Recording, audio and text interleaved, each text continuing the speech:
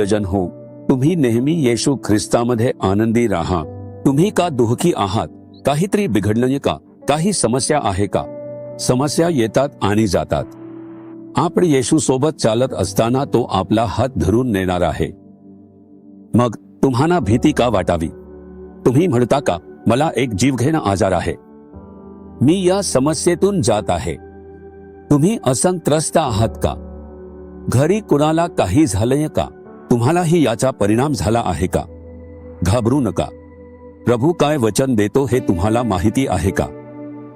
अनुवाद अध्याय 30 वचन 20। त्याला धरून राहा, कारण त्यातच तुझे जीवन आहे व त्यामुळेच तू दीर्घायू होशील। परमेश्वर आमचे जीवन आणि आमच्या आयुष्याची लांबी आहे। ते म्हणणार नाहीत का की 90व्या वर्षी कोणीतरी वारले तेव्हा त्याचे आयुष्य चांगले होते, त्याचा शेवट चांगला होता। त्याऐवजी जर कोणी लहान वयात मरण पावला तर लोक म्हणतात, तो खूप लवकर गेला, तो लहान वयात मरण पावला। लोकांना आयुष्याच्या लांबीबद्दल अशा प्रकारची मते असतात। प्रभू इथे म्हणतो, मीच तुमच्या आयुष्याची लांबी आहे। तुमच्या आयुष्याची लांबी फक्त त्याच्या हातात आहे। तुम्ही या जगात किती काळ जगायला हवे, या जगात तुमची शर्यत कशी पूर्ण करायची, प्रभूने त्याच्यासाठी तेच ठरवले आहे। त्यामुळे निराश होऊ नका।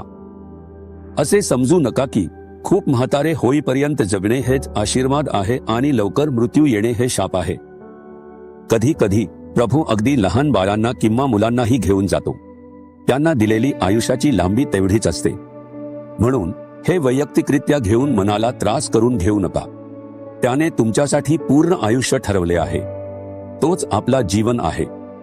आपले आयुष्य त्याच्या हातात आहे। तो तुम्हाला पूर्ण आयुष्य आणि दीर्घायुष्याचा आशीर्वाद देईल। पर तुम्हाला माहित आहे का, तुम्ही काय करायला हवे?